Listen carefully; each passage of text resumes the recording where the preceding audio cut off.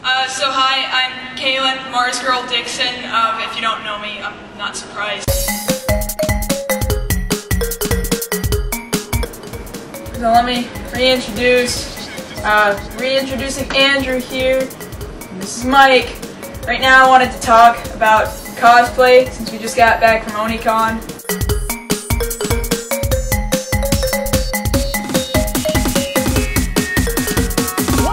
For those of you who don't understand the word cosplay, it's really super simple. It was something that a Japanese journalist came up with a couple decades ago, just combining the words costume and play in one word, making cosplay really super easy. I wanted to talk about it because there's a lot of misconceptions about what cosplay is and what cosplayers are like if you're outside of that little cosplay bubble. It's a real shame that that anime fans have gotten the reputation they have, that we're some sort of... Oh, there was a clip from CSI recently. I don't know which CSI it was, but they brought up Second Life and cosplay within the same scene.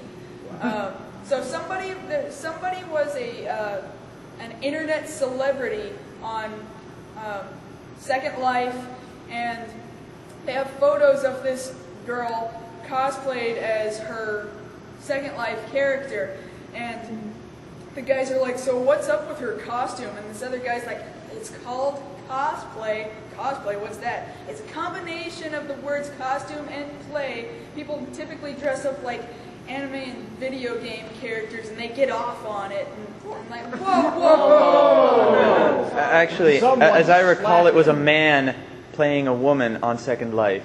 Oh. He was whoring himself out on Second Life. And see, that's the kind of bad reputation that now we're getting.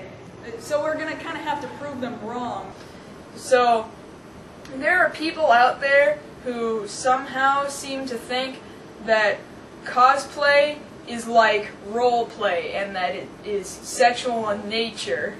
And I've heard this from several different kinds of people, and for those of us who've been in the community, we know that really that's far from the case. In most occurrences. There are bad apples, yes, it happens. There are bad apples, but I know someone in particular.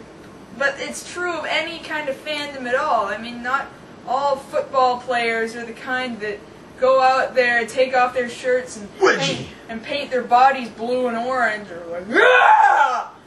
But they exist. And specifically, they're the ones that always get all the attention because there's like, paint face! Whereas everybody else who's just like so about it, they're like, man, I'm at a football game. Yes, my team won! Awesome! So, there are good cosplayers and there are bad cosplayers, and unfortunately the bad ones, and I should say, I guess the poorly behaved ones, they give the rest of the community kind of a bad reputation.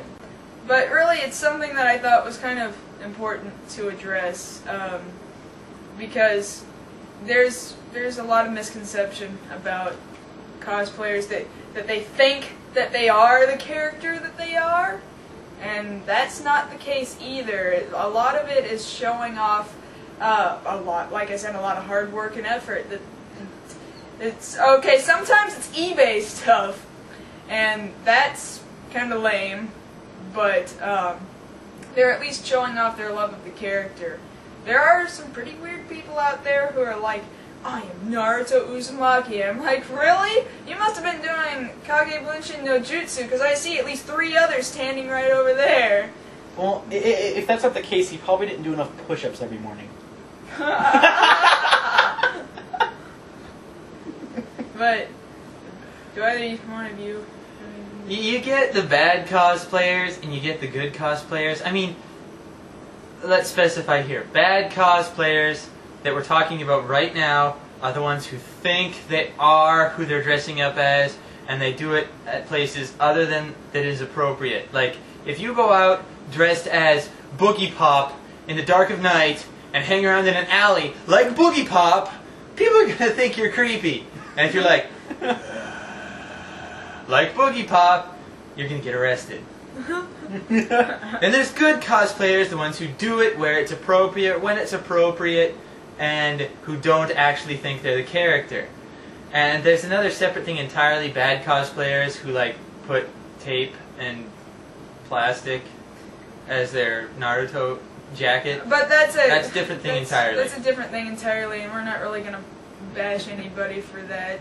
We're just not gonna dress like them. I don't remember when it was, but I was at a McDonald's some time ago, and someone walked in dressed up as the king. As the Burger King? Yes! As the Burger King! He had the cape and everything. And then he ordered a Big Mac. That's fantastic. Somebody should have been there filming it. It would have been great. If you have an anime in mind, and if there's a character that you really like, there's nothing and nobody out there to stop you from doing whatever character you really want to do, whatever character you really love. The fact that you get to be this completely different kind of person, I'd encourage, any kind of skin color, body type, even gender, it doesn't matter. If you're happy doing it, what I love about anime fans and in the anime conventions is that for the most part, they're accepting of pretty much everything. And I guess that steps on some moral bounds sometimes. But man-fade. We won't get into man-fade anymore. But by all means, if there is a character that you really enjoy, then put all your heart into it and make it, and show it off and show how much you love it. Because if you're that creative and if you really love to do costuming, then it's a fantastic outlet and it's so much fun to share with other people.